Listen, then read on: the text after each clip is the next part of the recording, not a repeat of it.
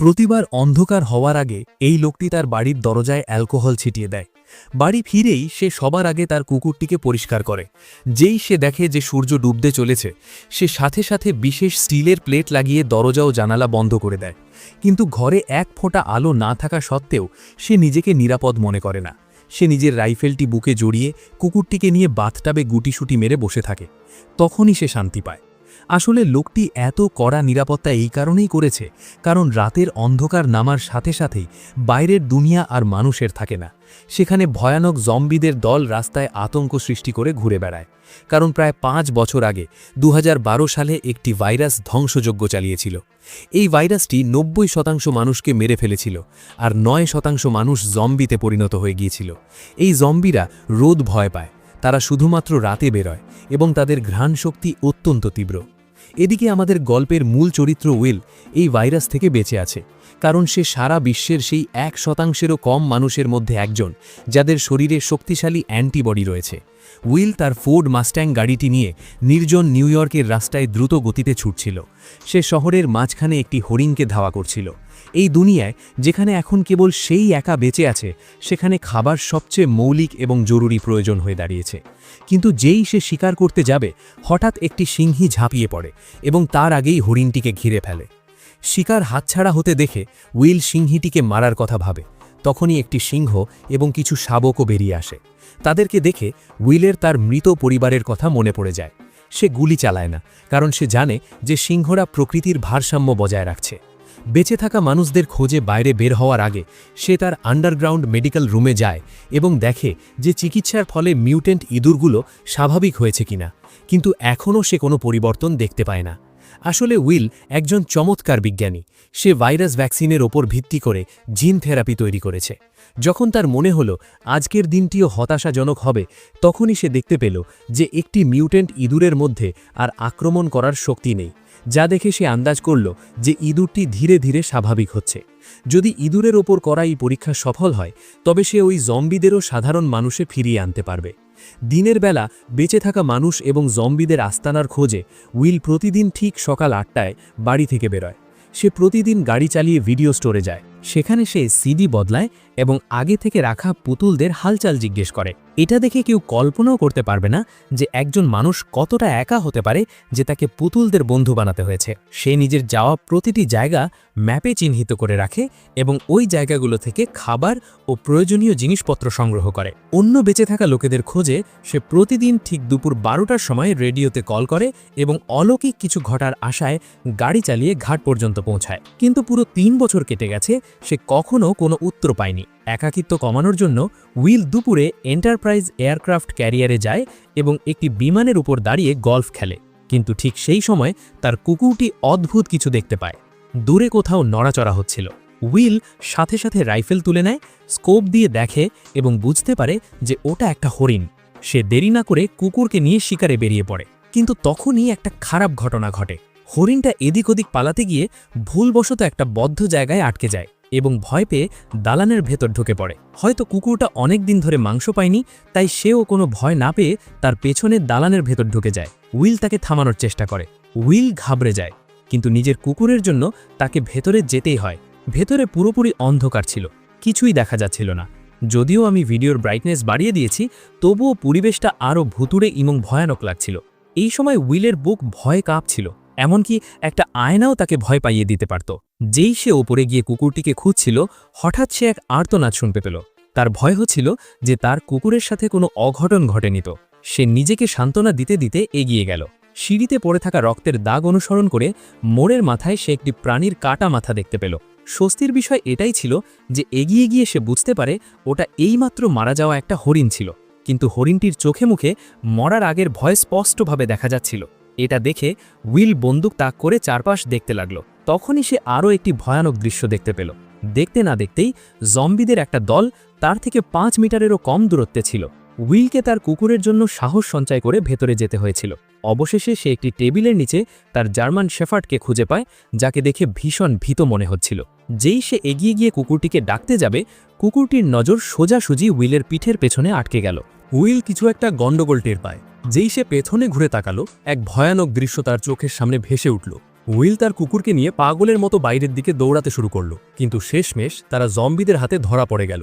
তবে ভালো ব্যাপার হলো উইল সময় মতো কালো জানালা দিয়ে বাইরে লাফ দিল, এবং যেই তার গায়ে রোদ পড়ল, জম্বিটি সাথে সাথে আহত হয়ে মাটিতে লুটিয়ে পড়ল।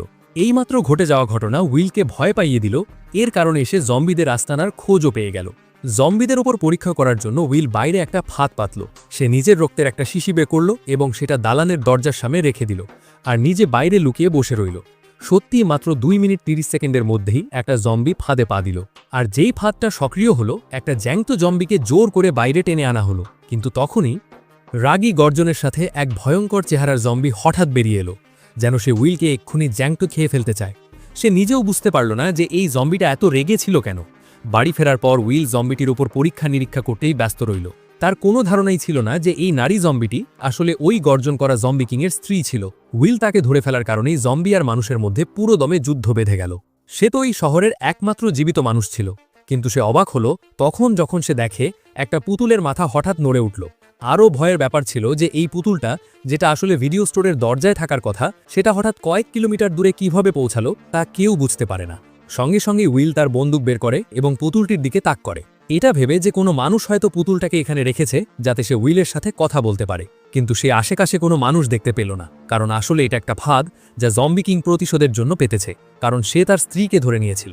যখন উইল পুতুলটার কাছে যায় এবং তার নিচে পড়ে থাকা পানি দেখার জন্য নিচু হয়, তখনই হঠাৎ জম্বি কিংয়ের পাতা ভাঁজ সক্রিয় হয়ে যায়, আর উইল শূন্যে ঝুলে পড়ে। মাথায় চোট পাওয়ার কারণে সে অজ্ঞান হয়ে যায়। যখন সূর্য ডুবতে বসে তখন উইল নিজের অ্যালার্ম ঘড়ির শব্দে জেগে ওঠে। যেই সূর্যের আলো নিভে যায়, ভয়ানক জম্বিরা বেরিয়ে আসে। তখনই উইল নিজের কোমর থেকে চাকু বের করে এবং ঘাবড়ে গিয়ে নিজের পায়ে বাঁধা দড়ি কাটতে থাকে, কিন্তু মাটিতে পড়ার সাথে সাথেই চাকুটি সোজা তার উরুতে গেঁথে যায়। এর ফলে বিপদ আরও বেড়ে গেল, কারণ অস্তগামী সূর্যের শেষ রশ্মিটুকু মিলিয়ে যাচ্ছিল। ঠিক পরের মুহূর্তেই উইল কিছু একটা গড়বড় টের পেল। সামনের অন্ধকার দালান থেকে ভয়ানক সব শব্দ আসতে শুরু করল।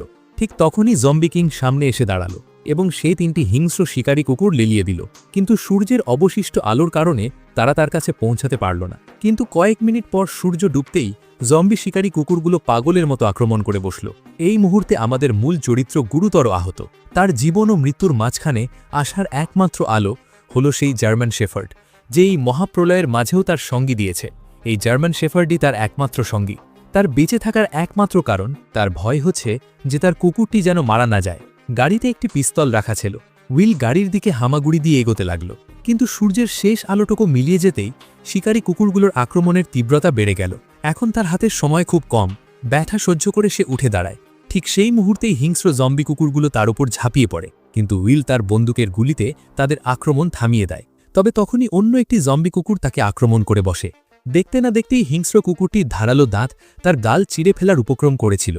ঠিক তখনই জার্মান শেফার্ডটির সঠিক সময় এসে তাকে বাঁচিয়ে নেয়। কিন্তু সবচেয়ে খারাপ ঘটনাটি ঘটার তখনও বাকি ছিল।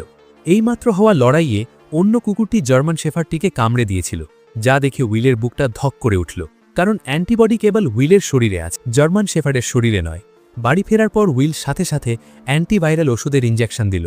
সে তাকে কোলে তুলে নিল এবং আশা করতে লাগল যে কুকুরটি সুস্থ হয়ে উঠবে। সে হাসি মুখে নিজেকে সান্ত্বনা দিচ্ছিল যে তার প্রিয় সঙ্গীটি সুস্থ হয়ে উঠবে। তখনই কুকুরটির শরীর থেকে লোম ঝরতে শুরু করল। যখন সে কুকুরটির চোখের পাতা অপরে তুলল, দেখল চোখের কোণে এবং মুখেও সেই মারণ ভাইরাসের লক্ষণ ফুটে উঠছে। উইলের হৃদয় ভেঙে চুরমার হয়ে গেল, কিন্তু বাস্তব পরিস্থিতি তাকে এক মর্মান্তিক সিদ্ধান্ত নিতে বাধ্য করল। অনিচ্ছা সত্ত্বেও উইল তার শক্তিশালী 2 হাত দিয়ে তার প্রিয় বন্ধুটির গলা টিপে ধরল, সেই বন্ধুটিকে হত্যা করে যে অসংখ্য নিঃসঙ্গ অন্ধকার রাতে তাকে সঙ্গী দিয়েছে। সে মানসিকভাবে পুরোপুরি ভেঙে পড়ল। কিন্তু ঠিক এই সময়ে উইল একটি অদ্ভুত বিষয় লক্ষ্য করে। ভাইরাসে আক্রান্ত মানুষ যখন জম্বিলে পরিণত হয় তখন তাদের মধ্যে এত বুদ্ধি থাকার কথা নয়, কিন্তু তবুও তারা ঠিক মানুষের মতো ফাঁদ কি করে পাততে পারে। কিন্তু যখন সে পাশের সিটে তাকালো এবং স্যামের কোনো চিহ্ন দেখতে পেল না, তখন এই মুহূর্তে উইল আর সহ্য করতে পারে না।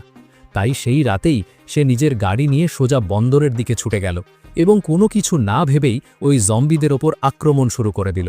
যদিও গাড়ির ভেতরে থাকার কারণে জম্বিরা তার কোনো ক্ষতি করতে পারছিল না, কিন্তু তারা ক্রমাগত আসতেই থাকল।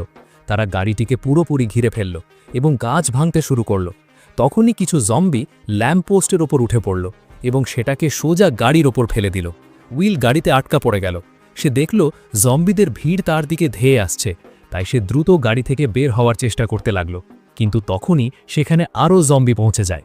ঠিক তখনই জম্বিদের দলনেতা তার ওপর হামলা করার নির্দেশ দেয়, কিন্তু উইল কিছু করার আগেই ধাক্কা লেগে গাড়িটি সোজা একপাশে উল্টে গেল এবং রাক্ষসটি উইলের সামনে চলে আসে। এখন উইলের অবস্থা ঠিক ফাঁদে পড়া হরিণের মতো। মৃত্যু প্রতি মুহূর্তে তার দিকে এগিয়ে আসছিল। কিন্তু ঠিক এই সময়ই এক তীব্র আলো দেখা যায়, যেন কোনো মানুষ তার দিকে আসছে। তীব্র আলো দেখে জম্বিগুলো ভয় পেয়ে সেখান থেকে পালিয়ে যায়। শেষমেশ সে আর সহ্য করতে পারে না এবং অজ্ঞান হয়ে যায়।